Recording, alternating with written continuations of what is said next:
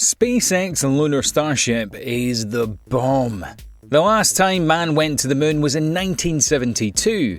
That year, the Watergate scandal that would lead to the resignation of President Nixon was just kicking off. It was also the year that the Space Shuttle program was launched. At that point, Elon Musk was just about 1 year old. And now, 49 years later, it appears that little Elon will be building a landing system that will return us to Mars, the SpaceX Lunar Starship. Today on Super Freaky Science, we'll be exploring our very long overdue return to the moon, and the systems that could be facilitating it. Before we even start talking about SpaceX's Lunar Starship, let's talk about why the Starship is being built. And believe it or not, the Starship is being built for a Greek god.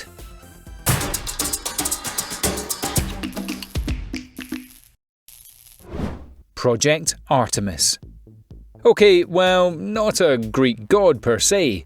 Instead, it's a mission named after a Greek god of the moon, Artemis. Project Artemis is a NASA initiative that, quite simply, hopes to land the first woman and the next man on the moon by 2024. The program, as expected, will be carried out by NASA and the US commercial spaceflight company contracted by NASA. There will also be a lot of international governmental partners like the European Space Agency, the Japanese Aerospace Exploration Agency, Canadian Space Agency, the Italian Space Agency, the Australian Space Agency, the UK Space Agency. Yeah, you get the drill. In some ways, Project Artemis is the biggest deal in space travel right now.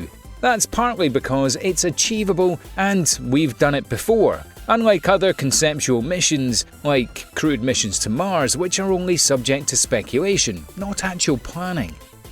It's easy to assume that Project Artemis isn't that big of a deal because we're just going to do what we've done before.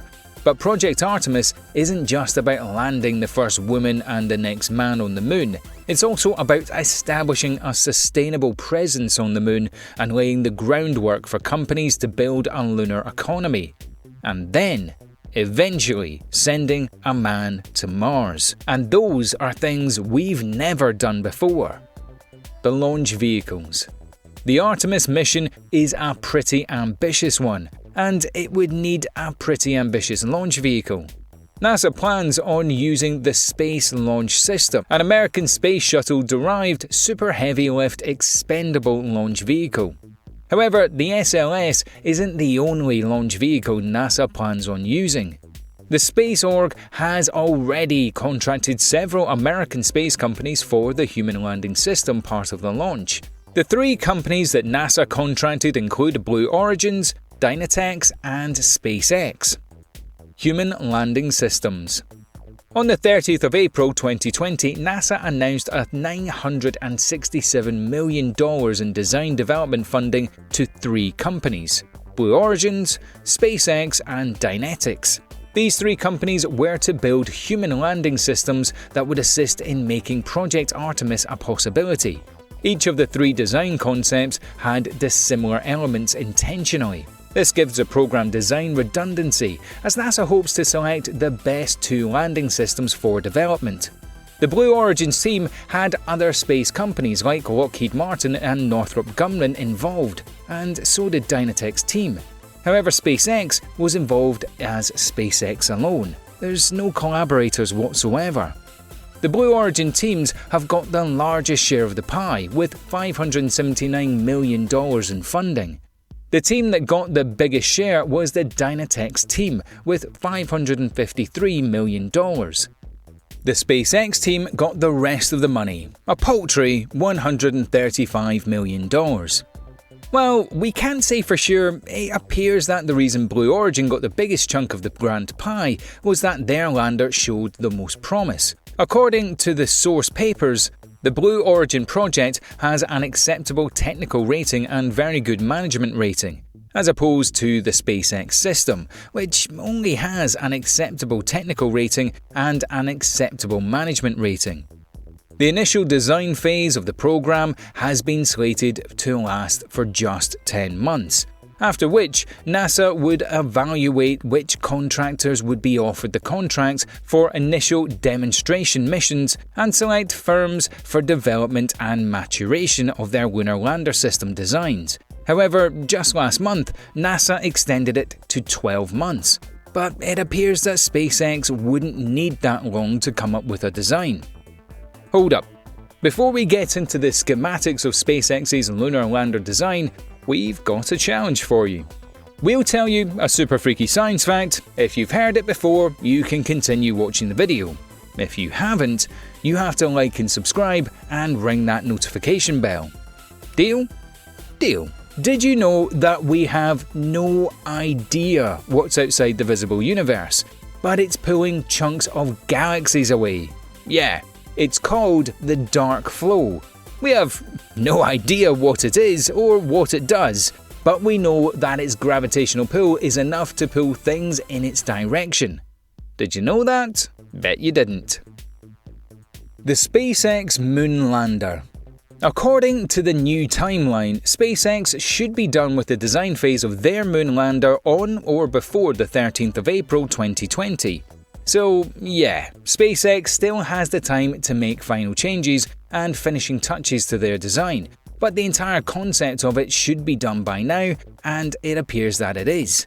This photograph, shared by the photographer Austin Barnard via his Twitter account, may be the first hint of what's to come with SpaceX. The picture shows a white Starship's nose cone emblazoned with the United States flag and NASA recently revived worm logo. Barnard shared the image with the caption, "NASA Artemis Moonlander anyone?" Now, we don't know what Barnard knows, but we can certainly speculate. And we do know some specifics about the Starship that SpaceX is building, or has built. For one, the spaceship will be able to transport 100 people, or about 150 tons, to space at a time. It'll be powered by a Raptor engine that uses liquid oxygen and methane as its fuel. Prototype versions of the lander have reached 500 feet in the air, and SpaceX now plans to reach 50,000 feet with its recent model. The Moonlander that SpaceX is building will transport crews from the NASA's Orion spacecraft in high lunar orbit to the Moon's surface, and then go back to the Orion ship, which will fly the astronauts back to Earth. This means the lander doesn't need to be able to carry a huge payload. The system that Blue Origin's, one of SpaceX's competitors, is working on can only carry about a metric ton, which should be like 5 to 10 people. However, SpaceX plans to build a ship that will be able to carry way more than that regardless.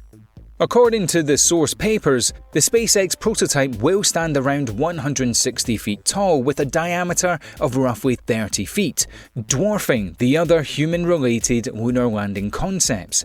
It will land and take off vertically, powered by Raptor engines, each capable of generating nearly £500,000 of thrust at full power. The ship will be designed to be refueled in space, allowing it to carry people and cargo to the Moon and back.